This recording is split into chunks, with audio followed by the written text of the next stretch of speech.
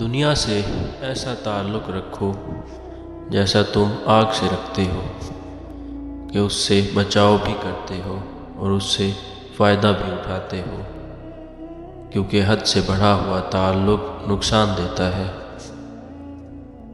غربت مرد کو بے پردہ کر دیتی ہے اور دولت عورت کو، اس لیے دونوں آزمائش ہے۔ زیادہ بولنا بھی اور تلخ بولنا بھی انسان کو بھگتنا پڑتا ہے۔ جو چیز دعا کے ذریعے دل سے نکل چکی ہو اسے بد دعا میں یاد رکھنا بے معنی ہے۔ واصف علی واصف فرماتے ہیں، انسان کی خواہشات ہی اس کی آخرت کا فیصلہ کرتی ہیں، اس لیے برداشت کرو کیونکہ تمہارا مالک بھی تمہیں برداشت کر رہا ہے۔ انسان کی اصل حقیقت تنہائی اور خاموشی میں ظاہر ہوتی ہے، اس لیے لوگوں کو اپنی اداس کہانیاں نہ سناؤ، کیونکہ اکثر یہ خود ترسی اور ہمدردی حاصل کرنے کا ذریعہ بن جاتی ہے اور دوسروں کو بھی مشکل میں ڈالتی ہے۔ مخلوق کی خدمت اگر کسی ذاتی مقصد کے لیے ہو تو وہ اللہ کے قرب کا سبب نہیں بنتی، لیکن اگر وہی خدمت اللہ کی رضا کے لیے ہو تو انسان کو اللہ کے قریب کر دیتی ہے۔ انسان کا جسم گھوڑے کی مانند ہے اور روح اس کی سوار، اس لیے نہ جسم اتنا کمزور ہو کہ روح پریشان ہو جائے اور نہ اتنا سرکش کہ روح کو گرا دے۔ کسی انسان کو دوسرے انسان پر رعب جمانے یا ذلیل کرنے کا کوئی حق نہیں، یہ نفس کے غرور کا دھوکہ ہے اور غرور بدقسمتی کی علامت ہے۔ معافی کا اصل مطلب تب سمجھ آتا ہے جب تم اس شخص کو معاف کرو جس نے تمہارے کردار پر الزام لگایا ہو، تب معلوم ہوتا ہے کہ معاف کرنے کا اجر اتنا عظیم کیوں ہے۔ جو لوگ اپنی مشکلات لوگوں کے سامنے بیان کرتے ہیں وہ دراصل اپنی مشکلات میں اضافہ کرتے ہیں، اس لیے مصیبت پر خاموش رہنا بہتر ہے، کیونکہ اللہ سب دیکھ رہا ہے اور صبر کے لیے یہی یقین کافی ہے۔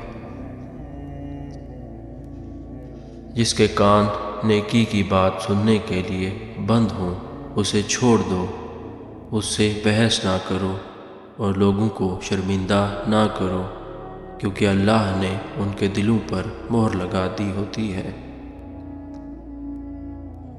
اللہ کی پسند کے سوا کسی اور کی طرز زندگی کو اختیار کرنا گناہ ہے، خصوصاً وہ منافقت جو فیشن بن جائے، اس سے توبہ ضروری ہے۔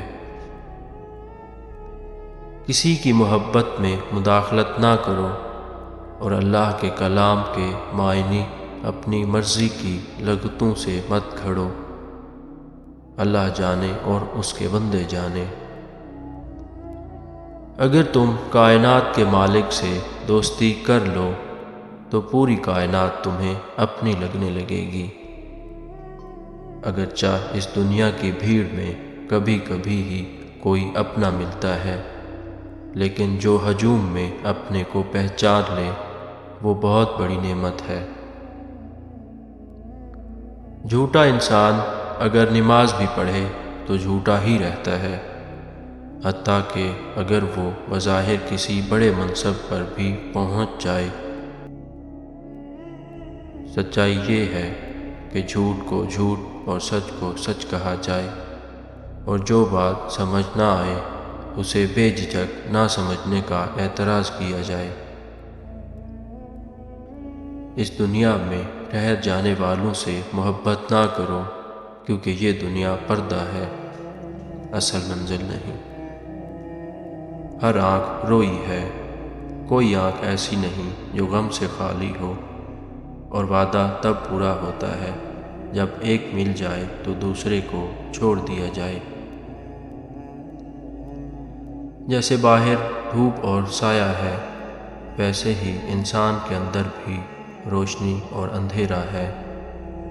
دن اور رات آتے جاتے رہتے ہیں، کبھی خیال روشن ہو جاتا ہے، کبھی تاریک، اور ہر بات کو سمجھنا ضروری نہیں، کیونکہ اللہ نے یہ وعدہ نہیں کیا کہ ہر کیفیت سمجھ میں آ ہی جائے گی۔ انسان تنہائی میں خود کو کافی سمجھتا ہے، لیکن جب اپنے وجود کی گہرائی میں جھانکتا ہے تو اسے اپنے اندر دوسروں سے جڑے ہوئے کئی رشتے ملتے ہیں، حتیٰ کہ اپنی ہی آنکھ آئینے میں اپنا عکس دیکھ کر تسکین حاصل کرتی ہے۔ پریشان ذہن میں اچھا خیال جنم نہیں لیتا۔ ہماری محبت ان لوگوں سے ہونی چاہیے جن سے اللہ محبت کرتا ہے۔ زندگی کا بوجھ اٹھانا عبادت ہے۔ جو اپنے نفس کے ظلم سے بچ گیا وہ غم سے بچ گیا۔ جو ہجوم میں رہ کر بھی تنہائی برقرار رکھ لے وہی مضبوط زندگی کا مالک ہے۔ انسان کو الفاظ کی طاقت نے جانوروں سے ممتاز کر کیا ہے۔